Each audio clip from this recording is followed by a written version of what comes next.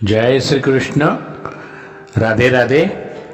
राधे सत्संग में सत्संगનું રસપાન કરતા બધા જ આત્મીયજનો, શ્રી વલ્લભની પ્રેરણાથી પ્રેરાઈને રાધે સત્સંગમાં આજે આપણે આપણા પ્રભુ શ્રીજી બાવાની કઈ 7 વિશેષ કૃપા આપણા ઉપર છે તે વિશે જોઈએ। પરંતુ તે પહેલાં આપે રાધે સત્સંગ ચેનલને જો સબસ્ક્રાઈબ ન કરી હોય તો સબસ્ક્રાઈબ કરશો, જેથી નિત્ય સત્સંગની જાણ આપને થઈ શકે, આપના અન્ય સ્નેહીજનોને પણ તેનો લાભ મળે તે માટે વિડીયો લાઈક કરી શેર કરશો।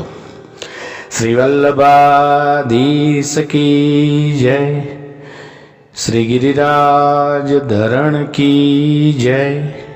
પ્રિયજનો, માથું નમે ને તો આશીર્વાદ મળે સ્વાભાવિક છે, પરંતુ મન નમે તો આશીર્વાદ ફરે।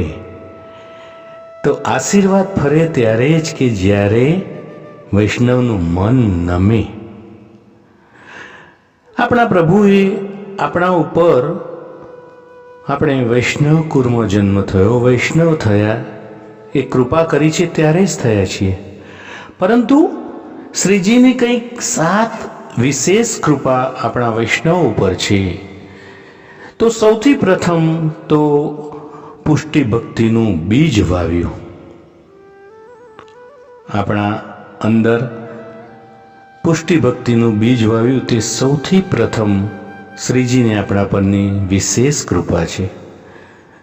અને એ બીજ વાવ્યું તો આપણને શ્રી વલ્લભની શરણાગતિ મળી, તે થઈ બીજી વિશેષ કૃપા।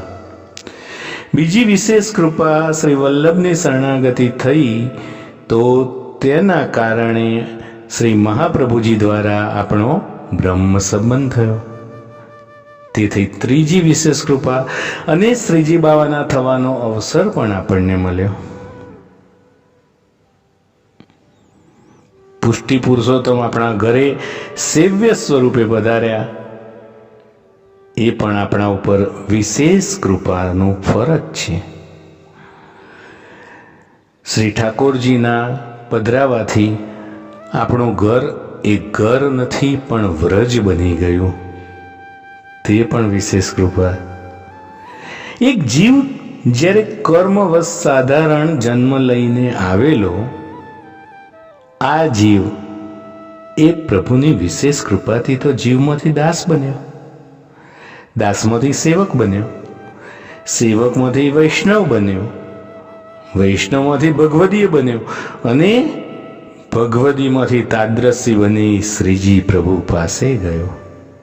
આ પ્રભુની કૃપા નહીં તો બીજું શું? તો પ્રિયજનો, આ સાથે આજના સત્સંગને શ્રી વલ્લભના ચરણોમાં સમર્પિત કરી અત્રે વિરામ લઈએ।